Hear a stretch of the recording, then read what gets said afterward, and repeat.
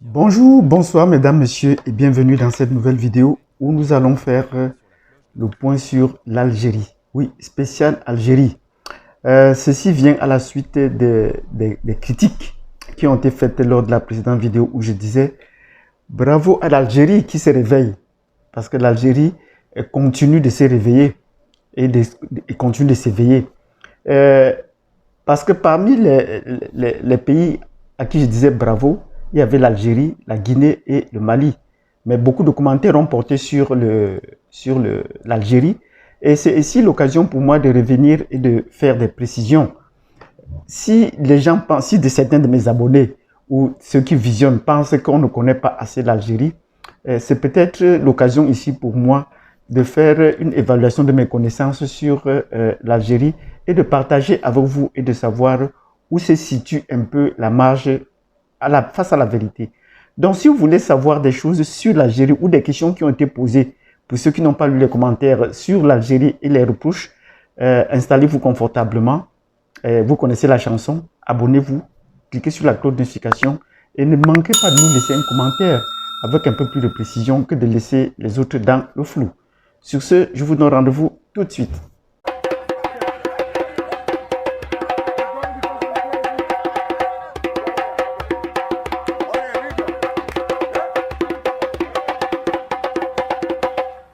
Bienvenue dans cette vidéo spéciale Algérie. Oui, l'Algérie est un pays du continent africain. Ça, c'est officiellement ce qu'on dit. Il est situé en Afrique et c'est un pays aussi parmi les pays les plus larges d'Afrique en termes de superficie. À côté de la République démocratique du Congo, le Soudan a été divisé de l'Afrique du Sud. Ce sont des pays à très large superficie. Mais est-ce que la population suit? Ce n'est pas toujours le cas. La population, même sur sa superficie, est plutôt croître sur la bande méditerranéenne, plus proche de la France. Mais là, des gens m'ont dit, ou des abonnés m'ont dit, écrit, que j'ai dit n'importe quoi sur l'Algérie. Et donc, c'est l'occasion pour moi de revoir un peu mes cours d'histoire, de géographie, de géopolitique sur l'Algérie. Et de ce point de vue, je suis très fier déjà d'être d'origine camerounaise. Et en termes de géopolitique, d'analyse historique ou géographique du continent africain, même ailleurs dans le monde des relations internationales, les Camerounais sont très bien placés pour bien comprendre la situation des pays africains et même des relations internationales. Vous n'avez qu'à voir la pléthore des analystes ou des spécialistes de certaines régions, de certains pays qu'il y a sur le continent en Afrique. Que ce soit la question du Rwanda, où nous avons Onana, que ce soit la question de la Côte d'Ivoire, où ils sont une pléthore tant en sport, en politique, et même dans certains partis politiques. Et Laurent Gbagbo avait bien remercié les Camerounais pour cela, parce qu'à la haie, il y a même plus de Camerounais, même sur le plan de l'action, que des Ivoiriens.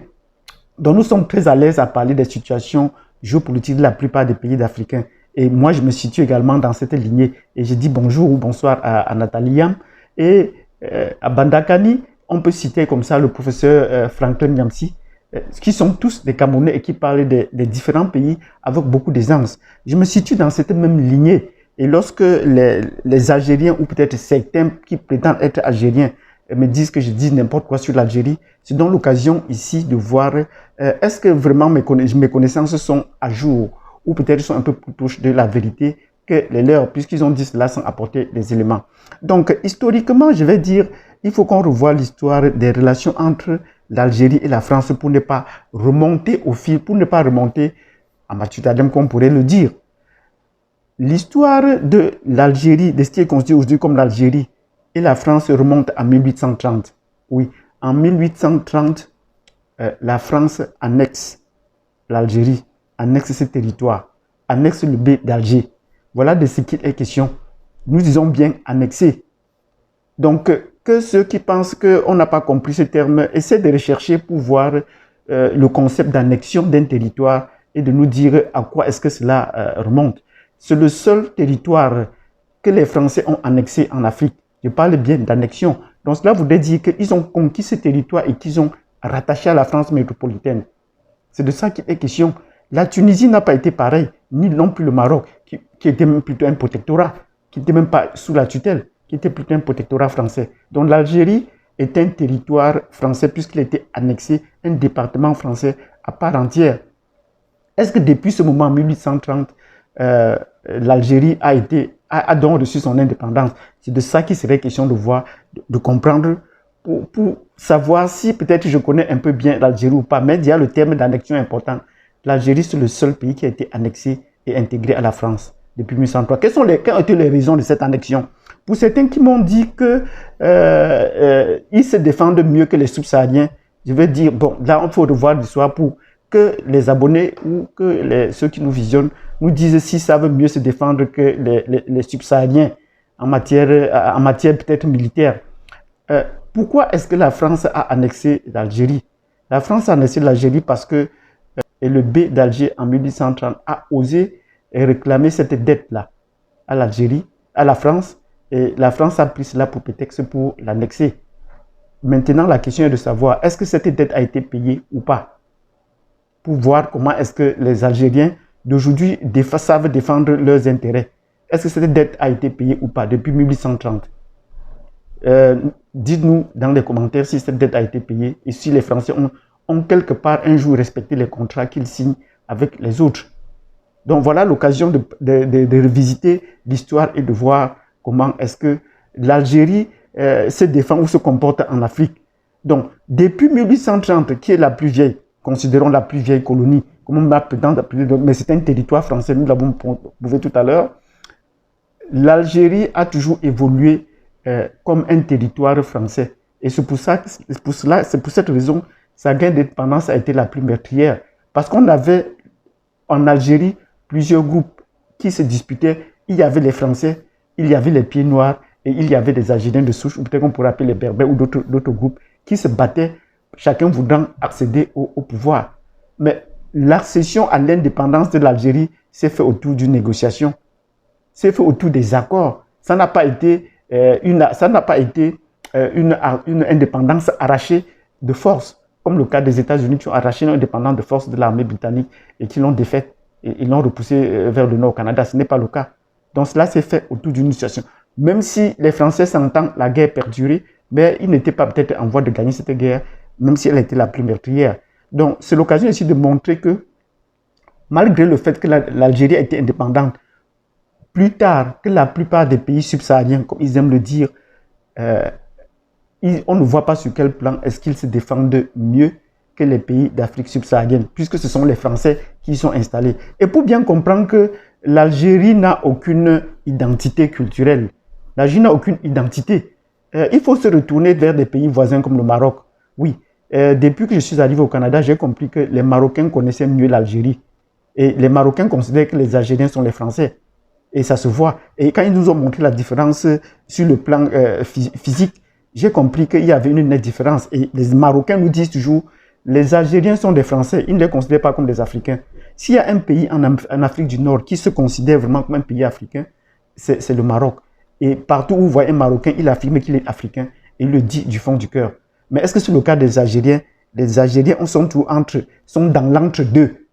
Ils ne sont ni africains ni français. Quand cela plaît dans un camp, ils vont dans l'autre. Or, vous voyez, depuis 1830 jusqu'à 1930, ça fait un siècle. Jusqu'à 1962, ça fait plus d'un siècle et 32 ans. La population s'est profondément métissée. Les populations allant dans un sens comme dans l'autre. Et jusqu'aujourd'hui, et on nous dit qu'il y a des visas entre eux. Mais je vous dis, ces visas ne sont que des pures formalités pour aller dans un sens comme dans l'autre. On trouve bien des Français qui vous disent qu'ils n'ont jamais été en Algérie. Ils sont forcément qui sont d'origine algérienne, même ici au Canada, qui sont d'origine algérienne, mais qui sont des Français, mais ils ne connaissent rien de l'Algérie.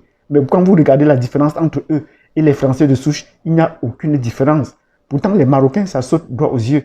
Ça saute droit aux yeux qu'ils sont vraiment des Marocains et ils sont vraiment différents des Algériens. Et cela se traduit également sur le plan géographique. Pourquoi est-ce que l'Algérie est un pays sans identité? En annexant l'Algérie, la France a voulu étendre son territoire au cœur de l'Afrique. Et vous voyez, quand j'ai posé la question ici à mon abonné qui m'a dit, est-ce que qui ne sont pas comme des subsahariens, pour dire qu'ils ne sont pas des Africains, pour dire qu'ils ne sont pas des Noirs. Mais je leur ai renvoyé, est-ce que vous connaissez la ville de Tamanrasset? Tamanrasset est située au cœur du Sahara, en Afrique. Il y a des villes au Mali qui sont situées plus au nord que Tamanrasset. Et je vais de ce pas peut-être pour vous dire, prenez un peu la carte, peut-être pour ceux qui ne connaissent, quand vous habitez le nord de l'Algérie et que vous êtes plus connecté à la France, de croire que l'Algérie n'a pas une partie subsaharienne. L'Algérie a une partie subsaharienne est bien peuplée de Noirs. Mais on feint d'ignorer que l'Algérie est un pays africain. Parce que les Français vont toujours vous tourner en bourrique et vous faire croire que vous êtes indépendant. Pourtant, ce n'est pas le cas. Mais nous allons revenir également sur notre question selon laquelle, sur le plan géostratégique, selon laquelle, est-ce qu'il y a des bases militaires en Algérie? Nous vous disons oui, il y a des bases militaires en Algérie. Quelqu'un m'a dit sur la plateforme, ces bases militaires étaient au temps où l'Algérie était française. Mais l'Algérie n'a jamais cessé d'être française. Nous avons bien dit que cela c'était au temps qu'une fois qu'ils étaient installés dans ce territoire, ils ne sont jamais partis. C'est sur des accords qu'ils sont partis en préservant leurs intérêts sur place. Et depuis qu'ils ont découvert la bombe ou leurs analyses nucléaires, c'est au sud de l'Algérie qu'ils le font, dans le désert algérien qu'ils le font, les essais nucléaires. C'est Jacques Chirac qui a tenté de pouvoir le faire, qui l'a fait en Océanie, en Polynésie française, et il disait que c'était la dernière fois, malgré tout le télé dans les années 90, que cela a provoqué.